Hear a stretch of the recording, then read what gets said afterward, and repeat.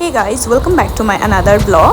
তো সেদিন আমাদের বাঙালিয়ানা খাওয়ার খুব ইচ্ছা হচ্ছিল, এবং বাঙালিয়ানা যখনই চিন্তা করি কস্তুরি নামটা যেন সবার প্রথম আমাদের মাথায় আসে।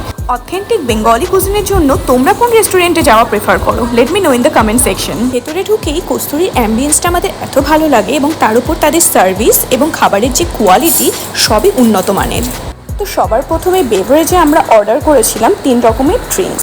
আমপান্না, ঘোল আর লিচির একটা ফ্লেভারের অর্ডার করেছিলাম, কারণ ভাইয়ের লিচি খেতে ইচ্ছে করছিল।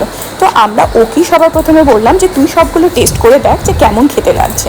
ও বললো ওর বেশ ভালোই লাগছে, জাস্ট লিচিটা একটু সুইট বেশি ছিল।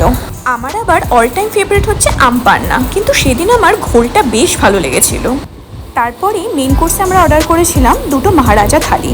তার মধ্যে ভেটকির পাতুরি, ভেটকির ফিশ ফ্রাই, মাটন, পোলাও এবং কস্তুরির সিগনেচার আইটেম কোচপাতা পাটা চিংড়িও ছিল। তো এই সব কিছু মহারাজা থালিতে আমরা পেয়ে গেছিলাম বলে তার সাথে একটা আলাদা থালি অর্ডার করেছিলাম, যেটা ছিল ভেটকির পাতুরির থালি।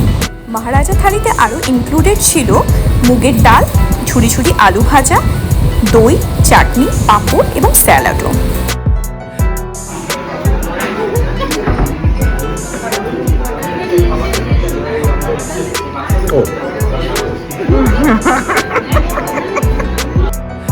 এভাবে ইয়ার্কি মারতে মারতে আমরা আমাদের খাওয়া শেষ করলাম। আজকের ভিডিওটা আমি এখানেই শেষ করছি। See you in the next video. Tata.